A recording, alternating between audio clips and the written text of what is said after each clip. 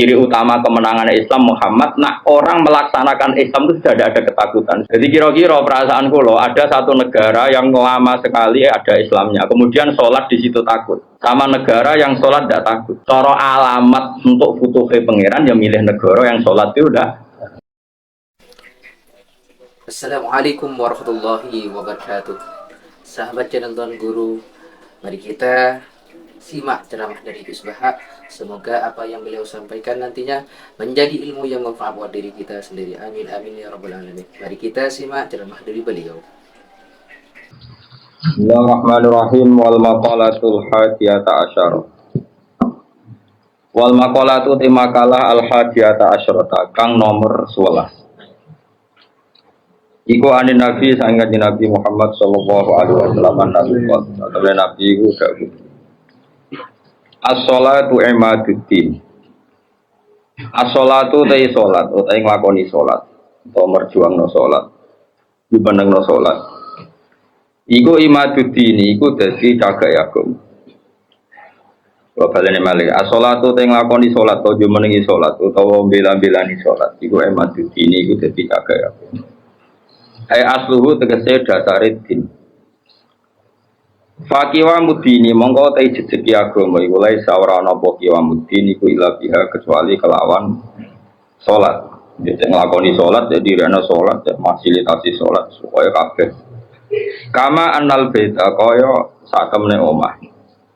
Iku layakum iku ora jumeneng apa bet, ora jumeneng illa ala amudi kecuali ngatasi saka-sakane bet.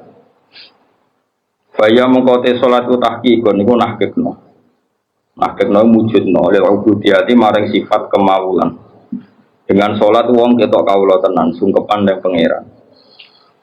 Wa ja'un lan nakani li haqqi rububiyati maring hake kepangeranane Allah.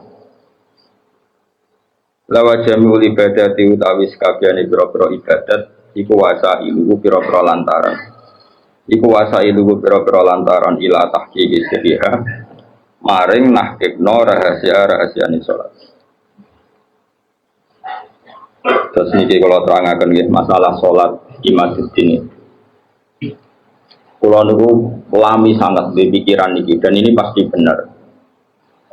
Sing darani salat iku nglakoni salat. Ya sing darani salat iki nglakoni salat. Terus kula mulai takbir ngantos salam niku jenenge salat. Kemudian kita ini hidup di dunia nyata. Misalnya kena ramangan niku ora iso salat. Awak lemes iku ngadeg ora iso apa meneh napa salat. Sehingga ada wasail wong kon mangan ben kuat salat. Kemudian ada wasail lagi misalnya gini ini pengono tenan. Nabi Ibrahim itu nabi yang luar biasa. Beliau Khalilur Rahman. Dia tahu kalau fisik manusia itu kalau tidak makan itu tidak bisa salat. Sehingga beliau itu ngerayu pangeran ya Allah Rabbana liyuqimus shalah faj'al afidatam minan nasi tahwi ilaihim warzuqhum minas samarat. Gusti yang Mekah utai pecinta Mekah atau siapa saja yang Islam niku paringi kelar mangan. Dan nak kelar mangan niku ben kelar salat. Sehingga para ulama juga mengkiaskan misalnya begini.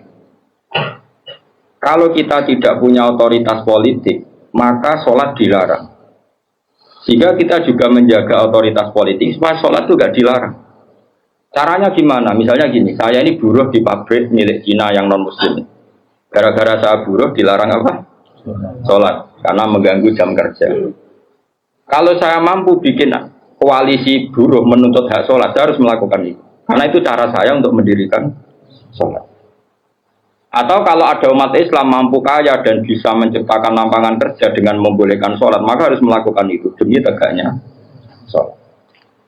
Makanya ini kelirunya kita. Nyongkone nglakoni sholat itu pokoknya dekne dhewe sholat. Dia agak mikir bahwa untuk bisa sholat itu dibutuhkan kekuatan ekonomi, kekuatan politik. Saya tuh ngaji di mana-mana, saya ulang-ulang. Islam ke Selat Malaka itu Thailand sama Indonesia itu umurnya bareng. Cuma kebetulan Thailand nggak milih politik, negara dikelola non-Muslim. Tahu-tahu sholat itu dilarang di Thailand. Indonesia kebalikan, lah kiai ini seneng politik, keterusan nganti saniki, paham ya? Akhirnya rawali songo itu Islam lagi rong generasi. Iku wis gawe demak napa? Wah, ratri mau sholat dilarang. Nara sholat ra iso jadi presiden. Jadi lagi sholat malah bupati kok ora sholat terus ra ngarah dipilih, gubernur kok ora sholat. Lho, ngarah dipilih. Ana cah ayu salihah kok sing lanang ra bebo sholat, ya ora payu. Ya iku keterusan paham. Tapi ini mau cerita. Jadi karena redaksinya Quran itu wa iqami sholat, mendirikan sholat supaya sholat itu berdiri, bukan kamu saja tapi seluruh negara. Dan itu dibutuhkan macam-macam tadi. Ibrahim menyontohkan kekuatan politik, kekuatan ekonomi bahwa untuk sholat itu harus warzukum minas samarot, harus ada materi fisik yaitu orang makan. Terus di ayat umum Nabi Muhammad dicontohno ciri utama agama wis menang ku Muhammad wala yumakkinanna lahum dinahumul ladzir tadallahum wala yubadilannahum min ba'di khaufihim amna. Ciri utama kemenangan Islam Muhammad, nak orang melaksanakan Islam itu tidak ada ketakutan. Sebut wala yumakkinanna dinahumul ladzir tadallahum. Jadi kira-kira perasaan kulo ada satu negara yang lama sekali ada Islamnya, kemudian sholat di situ takut, sama negara yang sholat tidak takut. Cara alamat untuk futuhe pangeran yang milih negara yang sholat itu udah tidak takut. Mergo Allah ngendikan wala yumakkinanna lahum dinahumul ladzir tadallah. Allah bikin tamkin itu kemampuan melakukan ibadah secara netral, secara kuat. Terus wala yubadilannahum min ba'di khaufihim amna, dan mereka melakukan ibadah itu merasa aman, tidak merasa takut. Kayak dulu sahabat sholat itu sembunyi-sembunyi. Pada Fathul Mekah sholat terang.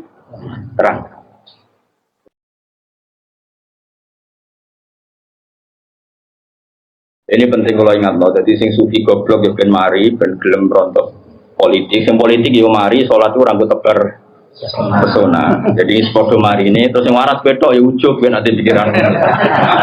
Ya pokoknya iki ngomong ilmu ngono ae napa, ora usah ujug-ujugan, pokoknya ngomong apa? Ilmu, ora usah terus rasa suci dhewe ya ora. Wong rom ya lagi tak kandhani iki wae.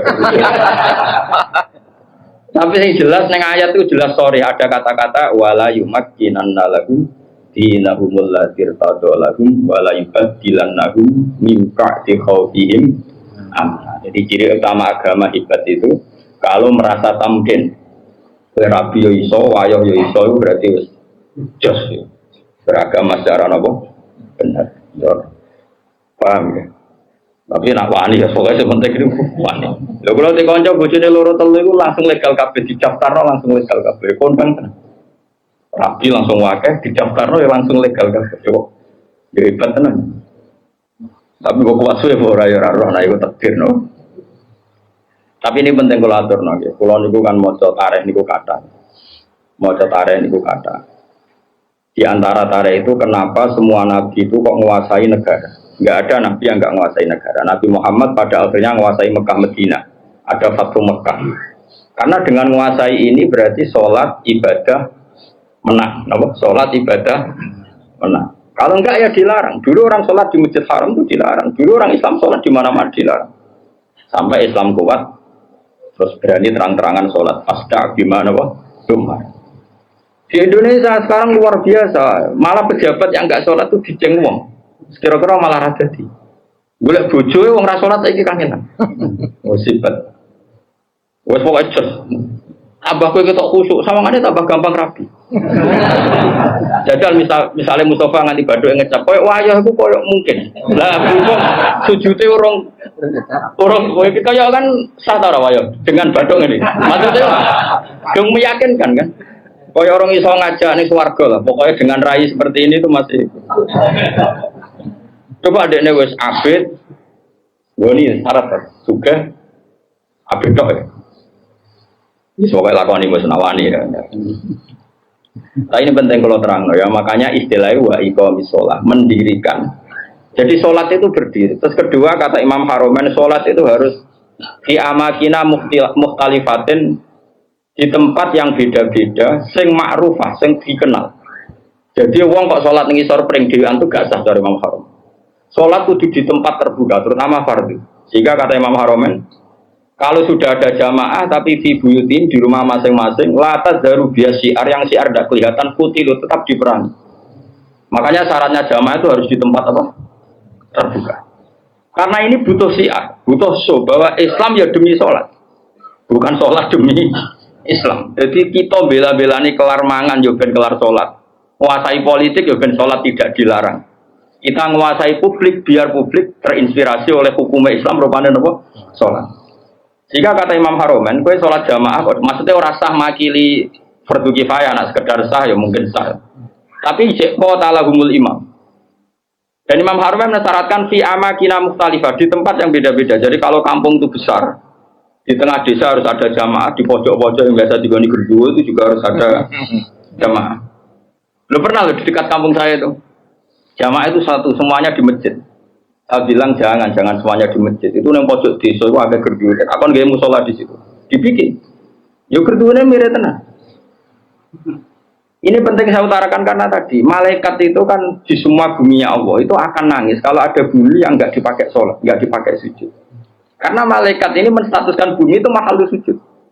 Makanya kata Rasulullah wajulat lanal ardu kulluha masjid, dan semua bumi Allah itu hakikatnya adalah tempat sujud. Sehingga kalau nggak ada sujud itu ya kecewa. Bumi ini kecewa sekali kan. Makanya harus fi amakina mukhtalifah, tempatnya harus beda-beda di mana-mana. Supaya syiar. Kalau jamaah tetap di rumah, qatalahumul imam, masih boleh diperangi oleh imam. Terus ketiga, ini penting kalau terangkan masalah iqamati sholat. Sholat itu pentingnya jamaah, itu sing keliru, itu melok bener. Sing mardut melok makbul. Karena tidak mungkin kan wong 40 ora wali kabeh. Aku ya mungkin sewa ya ora wali kabeh. Normalnya itu kalau ada orang dulu, era dulu, angger orang 40 mesti sing sitok itu wali. Kayaknya sekarang 1 juta pun enggak jamin ada apa? Enggak ada wali, tapi enggak masalah lah. Mungkin zaman akhir kriteria wali juga enggak seketat zaman dulu mungkin. Masa beda zaman kualifikasinya masih sama. Tapi kan saya kira angger sebagai nasi ikut ngalor ngidul. Ya ini saya turunkan lah kualifikasinya saya. Sholat itu iso bener itu baru kayak wong akeh. Telah menyimak ceramah dari Gus Bahak. Semoga apa-apa yang beliau sampaikan menjadi ilmu yang bermanfaat buat diri kita sendiri dan orang lain, menjadi tambahan ilmu buat diri kita sendiri. Amin amin ya rabbal alamin. Semoga kita selalu diberikan kesehatan oleh Allah Subhanahu wa taala, diberikan nikmat iman dan Islam. Amin amin ya rabbal alamin. Cukup sekian saja dari kami. Manakala ada kesalahan dan kekurangan, wallahul muwaffiq ila aqwamit thoriq. Wassalamualaikum warahmatullahi wabarakatuh.